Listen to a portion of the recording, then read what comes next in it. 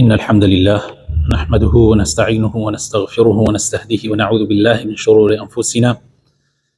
ومن سيئات أعمالنا. من يهده الله فلا مضل له ومن يضلل فلا هادي له، وأشهد أن لا إله إلا الله وحده لا شريك له، وأشهد أن محمدا عبده ورسوله. اللهم صل وسلم وزد وبارك على حبيبنا محمد وعلى آله وصحابته أجمعين. برایانی عزیز و خۆشەویستم، خوشکانی بەڕێز، لە زنجیرە باسەکانمان دەربارەی ئاداب ئیسلامیەکان ئەمڕۆ ئینشاءالله باسی ئەدەبی قسەکردنەکەین لە ئیسلامە. قسەکردن طبعاً یەکێکە لە نیعمەتە گەورەکانی خوای پەروەردگار. خوای تەعالا ئینسانی لە هەموو زیندەوەرەکانی تر جیا کردوێتەوە بە قسەکردن، و قسەکردن مەسئولیەتێکی زۆر گەورەی لەسەرە. خوای تەعالا فەرمێ: ما يلفظ من قول إلا لديه رقيب عتيد. هر قسەیەکە لە دەم دەرئەچێ ئیلا لە لای خوای پەروەردگار ئەنووسرێتەوە، چاک بە چاکە، خراپیش بە خراپە. بۆیە ئەبێ زۆر ئاگامان لە دەممان بێ. یەکەم ئەدەب لە ئەدەبەکانی قسەکردن خۆشەویستەکانم ئەوەیە کە قسەی خێر نەبێ نەیکەی، یا بێدەنگ بە یا قسەی خێر بکە. رسول الله فەرمێ صلی الله عليه وسلم: هەر کەسێ ئیمانی هەیە بەخوا و بە ڕۆژی دوایی با یا قسەی خێر بکە یا بێدەنگ بێ. هەر کەسێ ئیمانی هەیە بەخوا و بە ڕۆژی دوایی با ڕێز لە دراوسەکەی بگرێ. هەر کەسێک ئیمانی هەیە بەخوا و بە ڕۆژی دوایی با ڕێز لە میوانی بگرێ. دووهەم ئەدەب لە ئەدەبەکانی قسەکردن ئەوەیە کە ئینسان کاتی قسە ئەکا، بە تایبەتی ئەو کەسانەی کە زانان، ئەو کەسانەی کە خەڵک گوێیان لێ ئەگرێ،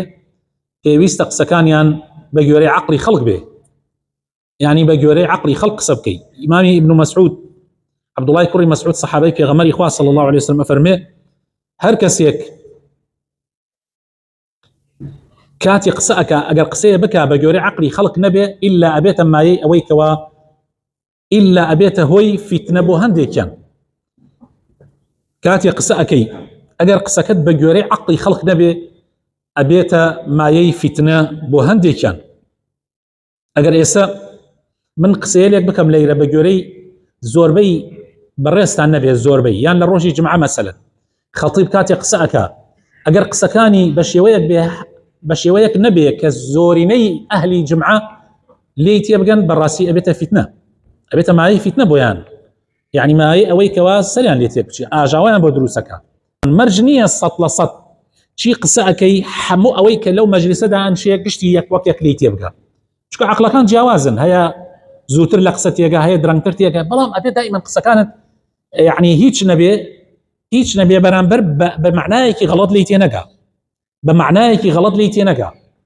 خوا نەخواست تووشی فیتنە و ئاژاوەی بکە. سێم ئەدەب لە ئەدەبەکانی قسەکردن ئەوەیە کە هەندێک قسە هەیە پێویستە کات جارێک، دوو، سێ دووبارە بکرێتەوە، هەر لە یەک مەجلیسە، لە یەک کاتە. یعنی پێغەمبەری خوا صلی الله عليه وسلم کاتی قسەی کردووە، هەندێک لە قسەکانی سێ جار دووبارە کردوێتەوە، سێ جار دووبارەی کردوێتەوە. کاتێ سەلامی کردووە پێغەمبەری خوا صلی الله عليه وسلم، ئەگەر مەجلیسەکە درێژ بوێ، وەکو چۆن ئێستا خۆمان جاڕۆیە چینە دوێخانێک درێژە، یان ئەچینە ناو چادرێک، مەسەلەن موناسەبەیەک ئەچیتە ناو چادرێک، پێغەمبەری خوا صلی الله عليه وسلم سێ جار سەلامی کردووە، لە سەرەتاوە لە ناوڕاست مەجلیسەکە و لەو پەڕۆ سەلامی کردووە. نەوەک بەس لە سەرەتاوە سەلام بکەی ئەو لا نایبیسن،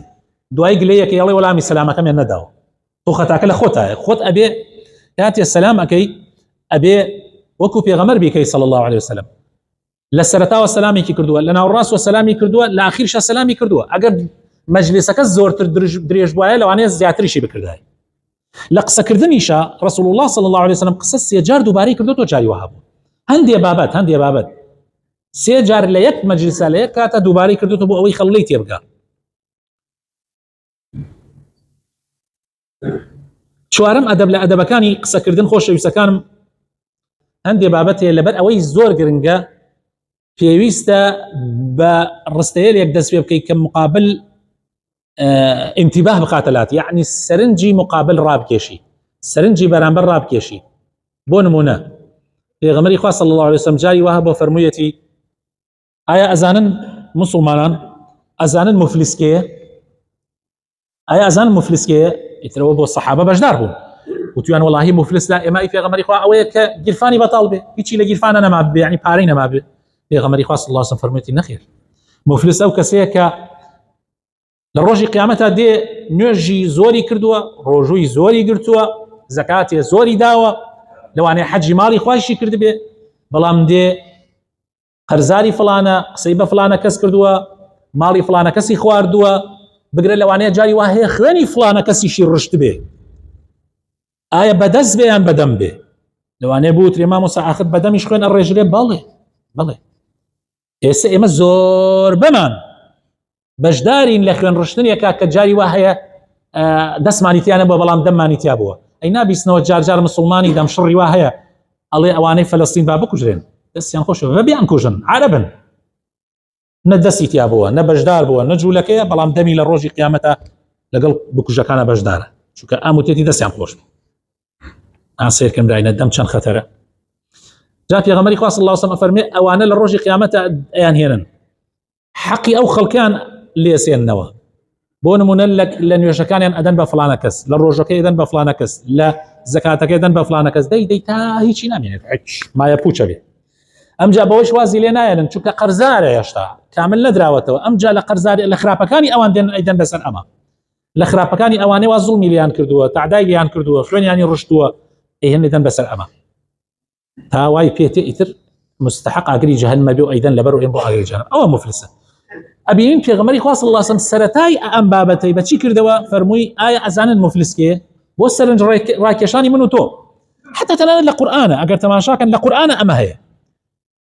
خوای تعالی ئەفەرمێ إنا أنزلناه في ليلة القدر ئێمە قورئانەمان لە شەوی قەدردا بەزاندووە یەکسەر خوای تعالی فەرمێ بۆ ئەوەی سەرنجی تۆ ڕاکێشێ فەرمێ وما أدراك ما ليلة القدر تۆ چوزانی ليلة القدر چییە یعنی وات پێکە گوێ بگری تنبيه بخەیتە لای قسەکە ئیتر دوای ئەوە خوای تعالی باسی ليلة القدرمان بۆکە خاڵی چوارەم لە ئەدەبەکانی قسەکردن خۆشەویستەکانم ئەوەیە کە کاتی ئینسان قسە ئەکا وەصفی خۆی نەکا وەصفکردنی خۆت لە قسەکردنە عیبدانە پاڵخۆتە هەر کەسێ وەصفی خۆی بداتەوە ئەو وایە زەمی کردبێ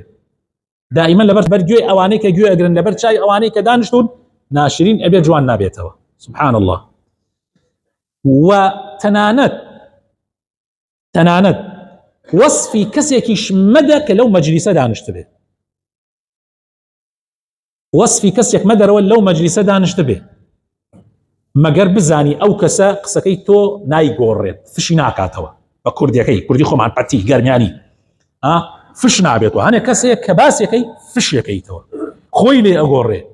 هەنێک کەسێک کاتێت تۆ وەصفیەکەی ئەو لە جاتی ئەوەی پێی خۆش بێ و دابەزێ و زیاتر بۆ خۆی تعالی سەیرەکەی سبحان الله پێی فشە بێتە خۆی لێ ئەگۆڕێ ئەوە نەکبەتیە باسی ئەو کەسە مەکە ئیتر ئەگەر باسی کەسێک تیش کرد لەوێ نەبێ خۆ دروستە باس کەسێ بکەیت کە خۆی لەوێ نەوێ دروستە بەڵام کاتێ باسیەکەی بڵێ ظاهیر من ئەو پیاوە ئەبینم پیاوێکی باشە بەڵام ولا نزكي على الله أحدا لەوێش ناتوانانی بڵێ فڵانە کەس پیاوێکی زۆر مهمە زۆر باشە طبعا زۆر خەتەرە ئەو قسە چونکە لەوانەیە ئەوەوان نەبێ ظاهیرەکەی وایە بۆیە کاتێ باسیەکەی بڵێ ظاهیر من پێ ئەیبینم ئەم سانە ئینسانێکی چاکە و خوای شەزانێ کورد خۆمانەڵێ ئەوتر خوازانێ ولا نزكي على الله أحدا بعربي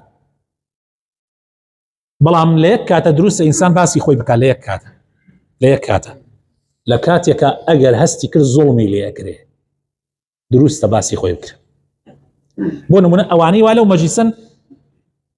هەستەکەی وە چاوێکی تر سیر دەکەن تۆ پێویستە دیفاع لە خۆت بکەی و باسی خۆت بکەی تا ئەوان بتناسنەوە بزانن تۆ وانی ئیمامی عوسمان کاتێ هاتن خەواریجەکان بە ناوی ئیسلامەوە هاتن دەوری ماڵیان گرد و بۆ ئەوەی بیکوژن وا پەنامەمدا باسی کردم کە کاتی خۆی من چۆن بوومە و چی بوومە و چۆن هاوڕێتی پێغەمبەرم کردو ئەو شتانەی کە ئیمامی عوسمان کردێتی باسی کرد بەڵام ئیسفادەی نەکرد ئاخری کوشتێن هەداخەوە خوای تعالی لە قورئانی پیرۆزە ئەفەرمێ وەصفی خۆتان مەکەنەوە فلا تزكوا أنفسكم وهروها ڕۆژێکیان باسی کابرایەکیان لای پێغەمبەری خوایە کرد صلی الله عليه وسلم کابرا دانیشت بوو وتی فڵانە کەس وا فەرمووی ماڵتان ئاوا بێداتان لە ملی یعنی وەکو چۆن بڵێ مەدحەکەی ئێوە سەری بڕی نابێ مەدحی کەسێک بکەی بەڕاستی کە خۆی دانیشت بێ شەشەم خاڵ خۆشەویستەکانم ئینسان زمانی خۆی زمان ئەمانەتە خۆشەویستەکانم بیپارێزە لە غیبەت لە قسەی ناشرین لە باسکردنی خەڵک لە بوختیان هەڵبەستن بۆ خەڵک حتا براینە ئەگەر جارجار بۆ گاڵتەیش بێ ئاگات لە دەمی خۆت بێ جارجار بۆ گاڵتە ئێمە وا ئەزانین گاڵتە ئیتر اعتیادی حڕی وە کەیفی خۆت قسە لە گاڵتە یعنی گاڵتە بکەیت بەس بەڕاستی پێغەمبەری خوا صلی الله علیه وسلم گاڵتەی نەکردووە ئیلا بە حەق نەبێت قەت بە درۆ گاڵتەی نەکردووە براینە ئەم نوکتە بڕێ نوکتەی درۆ هەیە لەناو خەڵکە وەڵا فلان عەشرەت وا وە درۆ هەڵیان بەستووە فلان خەڵکی ئەو شارە ئاوا ئەمە گشتی درۆیە خۆشەویستەکان گشتی درۆیە ئەوە ئەبێ ئینسانی مسلمان لەو جۆرە کەسانە نەبێ ئەبێ ئاگامان لە خۆمان بێ ئیماندار تانەوەشێنەر نییە پێغەمبەر فەرمێ صلی الله علیه وسلم نەفرەتکەر و لعنەتکەر نییە ئیماندار دەمی پیس نییە ئیماندار گوێ نافرۆشێ بەڕاستی ئەو کەسانەی کە ئاوا بن ئەبێ ئاگایان لە خۆیان بێ حوتەم ئەدەب لە ئەدەبەکانی قسەکردن خۆشەویستەکانم مناقەشە مجادلە مەکە بە تایبەت لەگەڵ مسلمانە مجادلە مەکە مجادلەکردن خراپە مجادلە دەمەقاڵە لەگەڵ یەکێکە ئێوێتە مناقەشەت ئیسا ئەمڕۆ مەجلیس گشتی مەجلیسی سیاسەتە ئەم باس فلانە کەسەکە وایە و ئەو باسی فلانە کەس وایە بە تایبەتی ئەگەر انتخابات نزیک بێتەوە بە تایبەتی ئەم قەت مجادلە مەکە مجادلە براینە زۆرینەی خەڵکە قسەیان لەگەڵ یەکانیە بەهۆی مجادلەوە بووە بۆیە پێغەمبەری خوا صلی الله علیه وسلم ئەفەرمێ من زەمانەتی ماڵێکەکەم لە بنی بەهەشتا بۆ ئەو کەسانەی کە مجادلە ناکەن ئەگەر چی لەسەر حەقیش بێ ئیسا من لەسەر حەقم بەرامبەرەکەم بە ناحەق ئەبینم مجادلە لەگەڵا مەکە حەق نیت مەیکە ئیلا مەگەر بزانی ئەو شتێکێ نایزانیە بۆی ڕوو نەکەیتەوە ئەگەر بزانی گوێت لێگرێ بەس کە گوێی لێ نەگرتی بۆی باس مەکە حتى باس خوای جل جلاله باس پێغەمبەری خوا صلی الله عليه وسلم باس ئەصحابە باس پیاو چاکان لەگەڵ خەڵکێکە مەکە کە گوێت لێ ناگرێت مەیکە آخر شتیش خۆشەویستەکانم کاتێک قسە ئەکەی خۆت فەرز مەکە لەسەر خەڵکە خەڵک بەکەم مەزانە ناو ناتۆرە لە خەڵک منە خۆشەویستەکانم هەر کەسی خۆی لە خەڵک بە گەورەتر زانی ئەوە بەڕاستی ئەگەر حتا بۆ خۆش قسە بکە دەستی لێ بشۆرە دائیمەن کاتێک قسە ئەکەی هەستکەی ئەو عالەمە لە تۆ لەوانەیە ئیماندارتر بن لەوانەیە لە تۆ چاکتر بن لای خوا بەس من لەسەر مە قسە بکەم یعنی وەکو ئەیخەمەوە بیریان لەوانەیە ئەوان لە من باشتر بن لای خوا قەت خۆت فەرز مەکە بەسەر خەڵکە قەت ناو ناتۆرە لە خەڵک منە جوانترین ناو ئەوەیە کە کابرا حەزی لێ بکە ئیسلام مسلمان خوای تەعالی فەرمێ ولا تنابزوا بالألقاب بئس الاسم الفسوق بعد الإيمان قەت ناو ناتۆرە لە خەڵک منن ناشرین ترین شت ئەوەیە لە دوای ئیسلام تۆ هە بە فڵانە کەس و ناوە ناشرینەکەەوە ناوی بنی لای خۆمان شاری وامان هەیە دێی وامان هەیە گشت زەلامێک ناوێکی ناشرینیان پێوە ناوە لا حول ولا قوة إلا بالله بەڵام ئیماندار دائیمەن ئێستا من بزانم تۆ ناوت ئەحمەدە حەزەکەی پێت بڵێم ئەبوو شەهاب پێت بڵێم ئەبوو شەهاب کەسێکەیە مامۆسایە با من وە ناشرین ناوی نەبم پێی خۆشە پێی بڵێ مامۆسا پێی بڵێ مامۆسا ئەوە ئەدەبە ئەوە جوانە داواکارم لەخوای پەروەردگار بۆ خاتر ناوە جوانەکانی خۆی ڕەحمان پێ بکە هیدایەتمان بدە نوری ئیمان بخاتە دڵەکانمانەوە ئامین ئامین